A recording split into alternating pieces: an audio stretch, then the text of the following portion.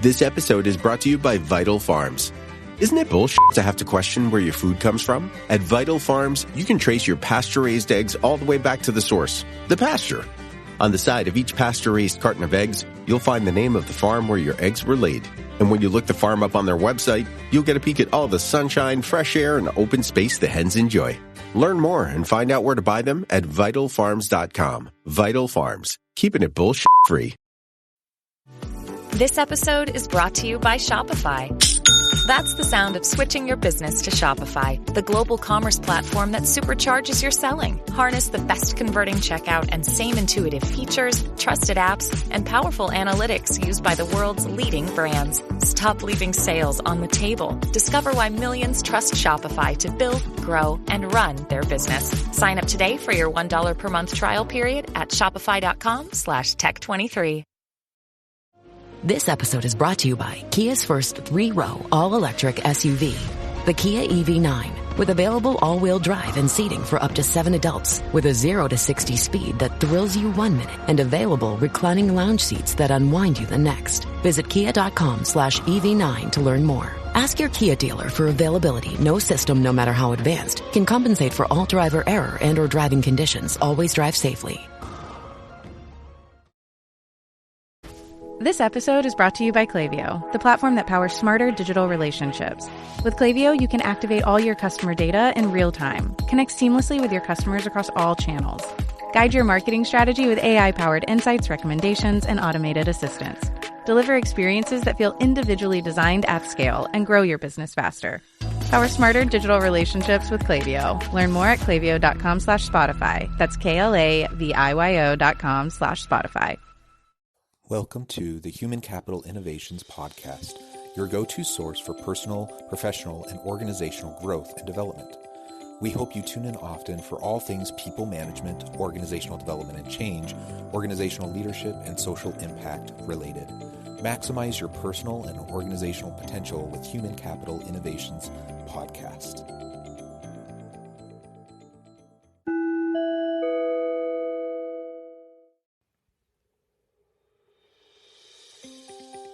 Welcome to the Human Capital Innovations Podcast. In this HCI podcast episode, I talk with Jeff Wald about his book, The End of Jobs, The Rise of On-Demand Workers and Agile Corporations. And we discuss the pros and cons to a future where companies and employers are relying more heavily on technology.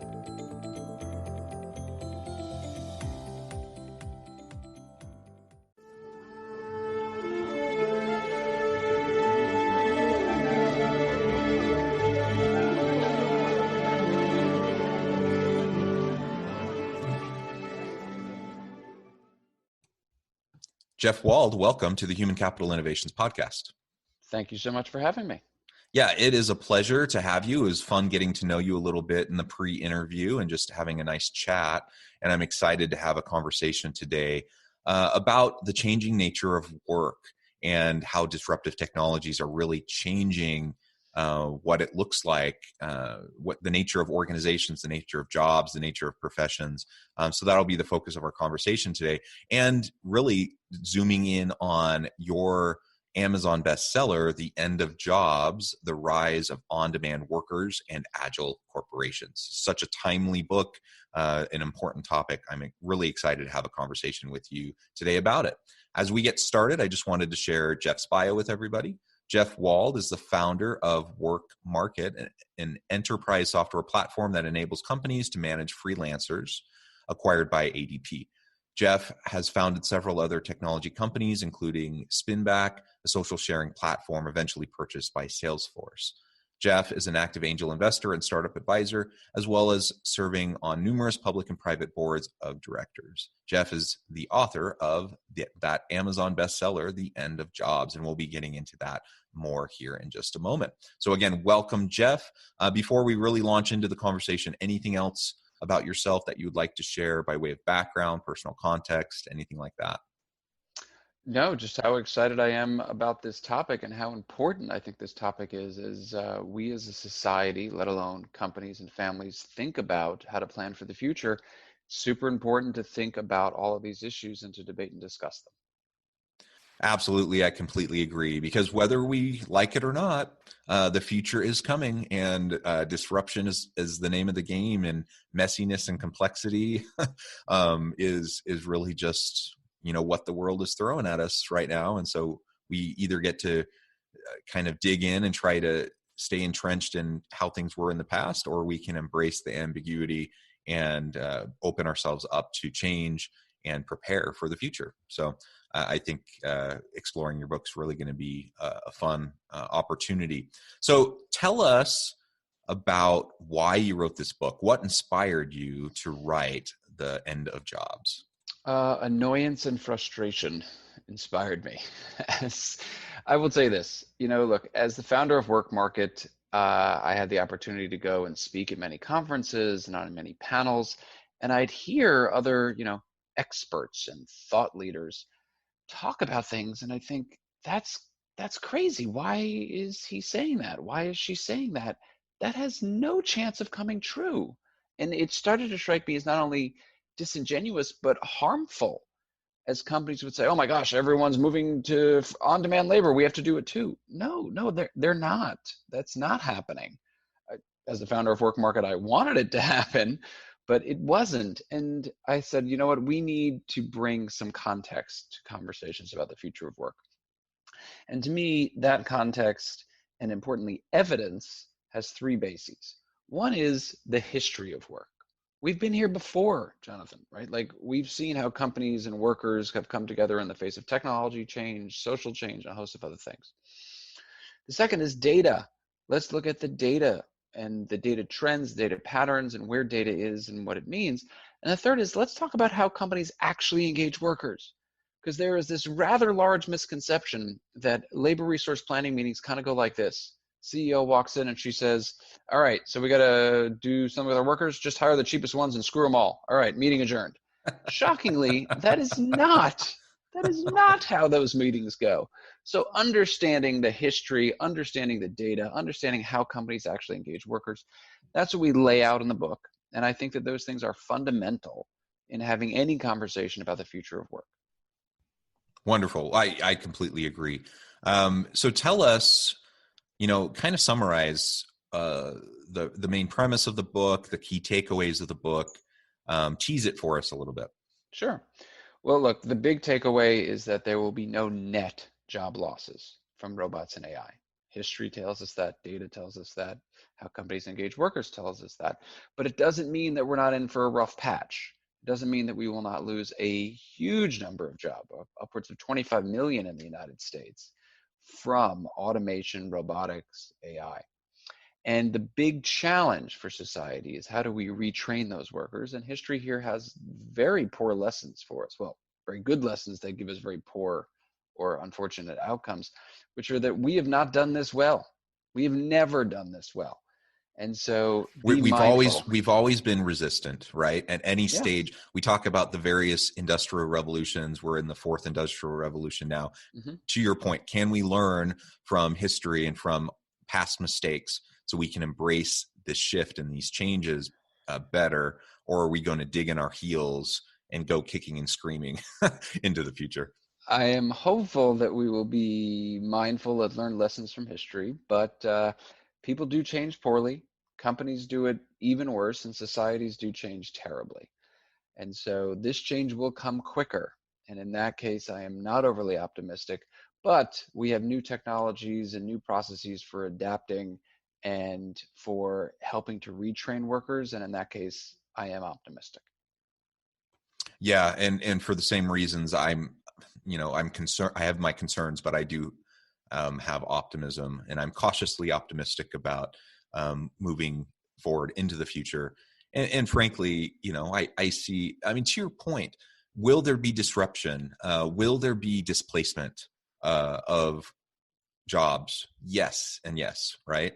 But at the end of the day, will we have net job loss or net job gain? And I think these new technologies, when leveraged and embraced, they will open up a whole world of new opportunities and new types of work experiences and new jobs. Of course. right? And so that's where the reskilling and upskilling has to come, so that we can have people that are trained, for the jobs of yesterday, that now they'll be prepared when their jobs get displaced for the jobs of the future. Very true. But let's talk through an example, if we could. And this has become my favorite example. I used to talk about the ATM, and I talk about the ATM in the book. But let's talk about truck drivers. Now, Jonathan, if I were to ask you, that's right, you didn't realize I'm going to flip it on you right now. I'm going to ask you some questions. If I were to ask you, of the three, they're knowing that there are 3.3 million people employed as truck drivers in the United States. How many people do you think will be employed as truck drivers in the United States in 10 years? Yeah, with self-driving vehicles, there has to be a shift there. But I guess the question is, and I don't know the answer to that, but the question is, will they be traditional truck drivers in the way they've been truck drivers in the past, or will now they be, do we still need people to be involved with the transportation of goods? And the answer is yes, absolutely. Absolutely. You know what? Shocking nobody. Incredibly thoughtful answer to that question, as opposed to the normal, which is, oh, probably none, or I don't know, maybe just like a million. And here's the answer that I think about. I think about the fact that there'll probably be about 3.5 million truck drivers in the United States in 10 years. And here's why.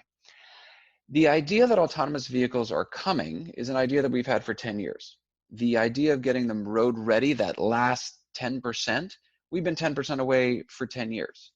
We may never have autonomous vehicles. That's actually a reality. I think it's a very low probability, but it is a possibility. So in the next 5 years, let's assume, oh my God, they cracked that code. I don't think it'll happen, but let's assume that happens. When that code gets cracked and the vehicles are road ready, it doesn't mean the road itself is ready. It won't have the infrastructure, the sensoring technologies, the recharging technologies, the regulatory environment necessary to have these trucks going all over the place. That may take another 10 years in and of itself, but let's say it only takes another 5. It won't. It'll take much, much longer. Now we're 10 years out. And then what has to happen? Trucking companies have to go and replace their trucking fleets. It will cost upwards of $300 billion. I shouldn't say upwards, by the way. That's the low end estimate, to replace the 2 million semi-truck tractor trailers in the United States. The largest company in this space, Knight-Swift, has an annual CapEx budget, not truck replacement budget, mind you, that's just a portion of their CapEx, of $500 million. So let's say they spend $100 million to $200 million on truck replacement. It would take them, the largest company in the United States, 10 years to replace all their trucks. And then to your point, even when they're there, they're still not going to get rid of every single truck driver. And so when we look at the data, when we look at how companies actually engage workers or deploy capital, you see a picture that says for the next 20 years, we're not expecting that many job losses in trucking. The real story for truck drivers in the United States is that there's a shortage of them today. And one of the reasons there's a shortage, I would bet, is that people say, oh, truck drivers, their job's going. I don't want to go into that field. No, it's not going. This is a good, decent paying job for for any person that wants to go and take this line of work. And we should be encouraging people to move into those types of jobs. It is just one example that illustrates the complexity of the situation and the general misconception a lot of people have about how robots and AI are going to take jobs and how it's actually going to play out. Yeah. So what I hear you saying is that the sky isn't falling, right? When it comes to disruptive technologies, AI, machine learning, and how that's going to kind of cause some shift and there will be some upheaval and there will be challenges associated with embracing these new technologies. But it will likely come faster than we experienced in previous iterations of the Industrial Revolution. But it's not, the sky isn't falling, and it's not, those are often scare tactics, right? And whether they're well-intentioned or whatever the reason, we can be more thoughtful and more nuanced about how we approach the realities that, this shift will be facing, putting on organizations.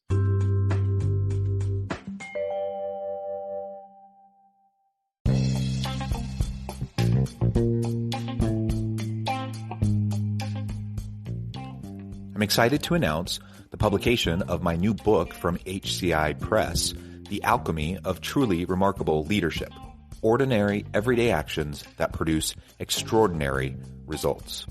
Consider how the nature of work has shifted over the past 50 years.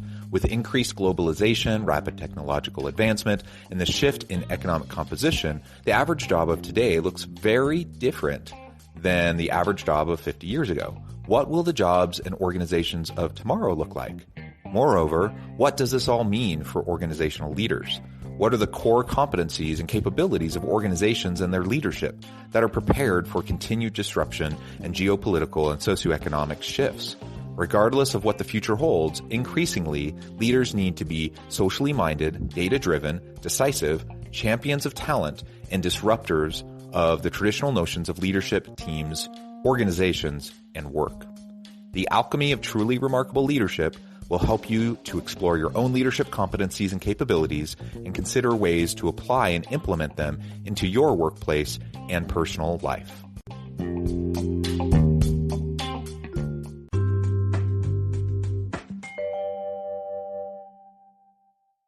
One of the many challenges we have as a society is the fact that you have to be sensational in order to get noticed, and everybody wants to get noticed in the social media context. And that certainly applies to people making predictions about the future of work, and thus sensationalist predictions get the most media pickup, and those generally are the most ridiculous, the most not based on evidence, and the most incorrect. Yeah, absolutely. So what do you see as the biggest pros and cons, both sides of the coin, in terms of organizations of the future embracing, all these disruptive technologies we know about now that are, we're trying to figure out and refine and prepare for the future of work, but also technologies we don't even have a clue about right now, that are going to pop up. Well, there will certainly be technologies we don't have a clue about, and job functions and job roles that we don't have a clue about, that history will tell us 10 years from now, 20 years from now, there will be millions of people employed in a job function that neither one of us who study this a lot and think about this a lot could even remotely think about. We couldn't guess it. And there will be millions of people employed in it. If we had said 20 years ago to somebody, hey, there are going to be millions of people employed as social media managers, people go, what the heck is that? Why would somebody need that? Well, we can argue as to not whether somebody actually needs that. But be that as it may, it is a job function that across the world, millions of people are employed in. Okay, so there is that. Look, in terms of how companies are going to act and react, they will do as they have done throughout history, which is they will be thoughtful. They will do a lot of analysis. They will dip their toe in the water. Once technologies are proven enough and they see the ROI, and they will see what their customers like or dislike, they will see how their competitors are acting and responding, they will move more fulsomely. Look, the technology has existed to displace every single retail checkout clerk. That technology has existed for 10 years. But I don't like that experience. I still like to go to a checkout person. And therefore, we haven't seen a huge amount of job loss there. So just because the technology exists doesn't mean that the jobs go away. Yeah, absolutely. Do you see what other types of benefits do you see as we embrace technologies moving into the future? Well, the other clear benefit as technologies massively increase productivity is that they massively decrease the cost of production and the cost of goods. This is why historically, as we look at technological changes, the first three industrial revolutions, as you highlighted, because a lot of people call what we're in now the fourth industrial revolution, which I think is very accurate. One of the very clear patterns and very clear trends is a increase in the number of jobs, a decrease in the number of working hours, and a increase in the standard of living those decreased working hours can provide. And we see that because we decrease the cost of production, we increase the amount of goods people are capable of consuming, or the quality of goods, and a host of other things. And therefore, we have this tremendously wonderful standard of living that is increased. Very clear, very consistent trend. And so that is a huge benefit that will accrue to all of society. It doesn't mean that all members of society benefit from it, right? There are people that get left behind, and we have this incredibly important responsibility to look after those people, to provide them with the support necessary to do the retraining, to get into the industries and the jobs that are growing. And if we don't do it, and again, we have done a poor job of this as a society throughout history, as societies throughout history, we don't do this and we don't support these people to our peril. It will make this transition all the more difficult, and it will be a difficult transition. Yeah, I think that's well said. And yeah, I'm not sure what the answer is to that. The issue with the haves and the have-nots, and the systemic inequities that we see present in many of our systems today. Will we be able to close the gap? Will they be exacerbated by these continued shifts? Like you said, history doesn't always paint a great picture on how we handled that in the past. I hope we can do a better job this time. I truly hope that. I am with you. I am with you on that hope. Yeah, absolutely. Well, so wonderful. I'm excited to have an opportunity to check out your book in more detail, because everything you're saying resonates with me so much. And before we close, I'll ask you to share with listeners how they can get, in contact with you, how they can find out about your book, how they can get a copy of your book. But before we go there, I did want to talk for just a few minutes about the Future of Work Prize. Can you tell us a little bit about that, why you decided to launch it? Sure.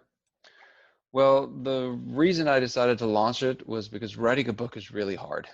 And it took me 7 years to write this thing. And as I was coming in a year before I had finished, obviously I didn't know it was a year before I finished yet, I thought, you know what, I'm not coming up with enough pages, and I do not like to repeat. I'm not a repeater. Don't like to repeat. So you had to say that 3 times. And so I came up with the idea of asking a lot of the people that I interviewed for the book, a lot of people that I got the chance to know through Work Market, to give me their thoughts on what the world of work looks like in 2040. I mean, it occurred to me, Jonathan, that I was so fortunate to be able to interview these people, to get to know these people, and these are the men and women that are actually shaping the future of work. They're the leaders of some of the largest staffing firms. They're the leaders of the largest unions, the heads of HR and executives at some of the largest companies. These are the people that are really transforming their organizations to deal with all the changes we're talking about. So what do they think? What do they think the world looks like in 2040? And I was able to convince enough of them to do it. They wrote these beautiful pieces that we included into the book, 20 pieces. And I was thinking, as I was coming up with this idea, you know what, I'm an advisor to the X Prize. I'm a huge fan of the X Prize. Why don't I create my own little X Prize? So I personally put up a $10 million prize, which is the X Prize amount, for whichever of the authors are the most correct in their prediction. Now, that means we got to wait until 2040 to find out who is the most correct. So this will be the one area in my life I root for inflation. But it is so fascinating, and I am so honored and so impressed with everything that these people wrote. And it makes for just a much better book and a much better read than just, here's Jeff Wald's thoughts based on history, based on data, based on how companies engage workers. That's one point of view, but here are 20 other points of view that are equally, if not better, informed. And it was a great part of the book, easily my favorite part of the book, mostly because I didn't have to write it. Well, good. Tapping into the expertise of others is an ingenious way to go about writing a compelling book. So good job. And like you said, while there's challenges in coordinating that, ultimately it enriches the read. It enriches the experience of the reader, and leveraging that expertise of all those other people that also are doing a lot of work in this area. So that's excellent. So Jeff, as we wrap up today, I just wanted to give you a chance to share with listeners how they can get connected with you, find out more about what you're up to, what you're doing on an ongoing basis, find your book, all of that kind of stuff. And then give us the last word on the topic. Sure. Well, I appreciate it. The one place in the world that I go by Jeffrey and not Jeff is on Twitter, because I couldn't get at Jeff Wald. So at Jeffrey Wald on Twitter. LinkedIn, though, is the place that I post the most and interact with people the most. You can always reach out on LinkedIn. And the book, as you mentioned, we were fortunate to become an Amazon bestseller, hit #1 in all of Amazon's HR categories. Amazon is still the best place to get the book, although as bookstores open, I'm very excited to walk into my first bookstore and see the book on the shelves. So I'm looking forward to that. And then the last word on the topic is one of caution, to be wary to your listeners of anytime they hear predictions in the future of work. Be wary. I'm not saying that my approach is correct. I'm just saying that it gives a higher probability that predictions of the future of work that are not based on history, that are not based on data, that are not based on how companies engage workers, just be wary of those predictions and take them with a grain of salt. Yeah, because that's just looking into a crystal ball, right? We have to have reasons for looking at trends and how they lead into predictions. So I think your approach is the right one. As an academic, who also does, work in the consulting world and in this space, I'm all for the data. I'm a data wonk. So I love that caution. And I really appreciate the opportunity, Jeff, to talk with you today, to learn more about your book and your approach. And I really encourage listeners to reach out, get connected on LinkedIn, check out the book, support Jeff and his work. And as always, I hope everyone can stay healthy and safe, that you can find meaning and purpose at work each and every day. And I hope you all have a great week. Thank you so much for having me.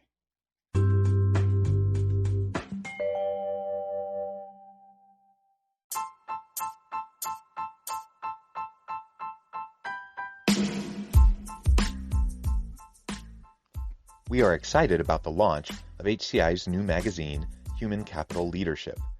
Human Capital Leadership is a free, interactive e-magazine designed to help individuals, leaders, and organizations find innovative approaches to maximize their human capital potential. We will be publishing issues quarterly in August, November, February, and May. Check out the first issue and let us know what you think.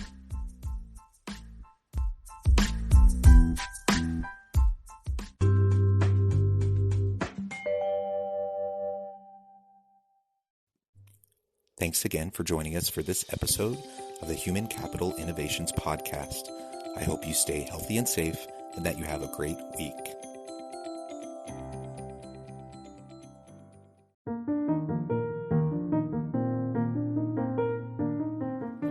Check out our new weekly LinkedIn newsletter, Alchemizing Human Capital, exploring industry trends via original research and interviews with executives and thought leaders from across the globe. We look forward to having you join us.